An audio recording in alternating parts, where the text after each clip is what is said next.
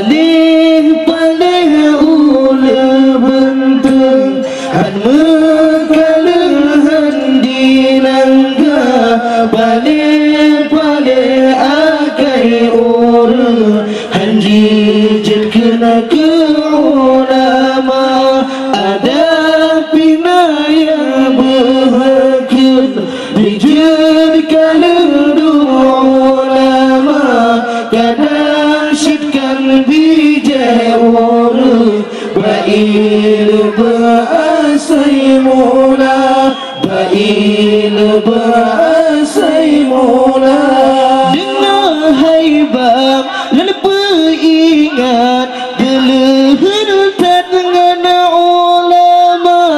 ke ulama najid upat ba'alamat kena celaka paling ula bentuk bermekaluhan dilangga paling akai uru handi jid kena ulama ada pina yang berhakun dijid kena ulama kadang syitkan bijai uru bail berasai mula bail berasai mula dengan haibah dan beringat berlehatan dengan ulama ke ulama najid upat ba'alaman kena celaka kenapanya jenengan nemat sabah sa'an bertema watai tubuh kesekaran selama iman lama dada paling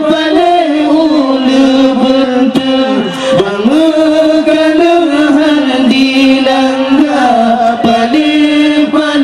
akai ura handi jikna ke ulama ada bina yang berhakun dijudkan dengan ulama kadang yang kena bijai ura bail berasai mula bail berasai mula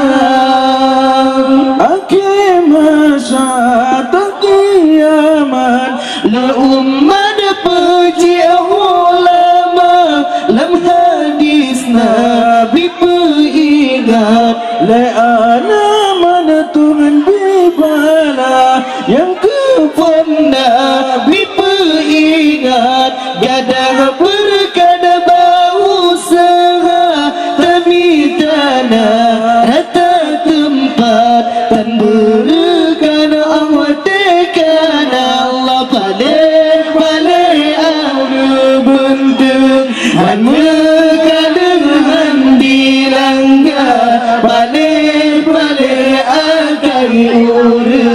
handi jekena ke ulama ada bina yang berhakun dijadikan dua ulama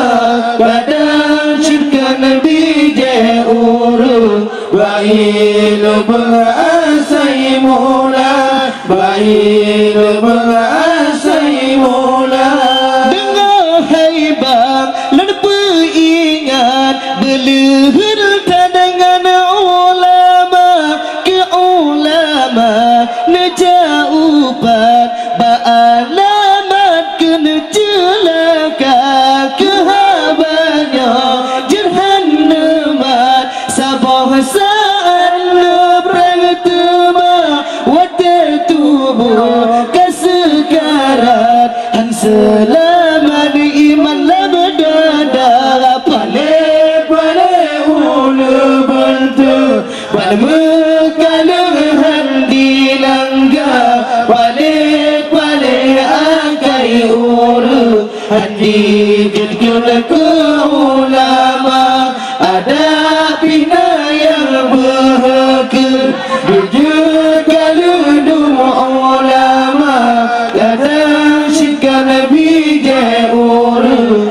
Ba'ilu berasai mula, ba'ilu berasai mula.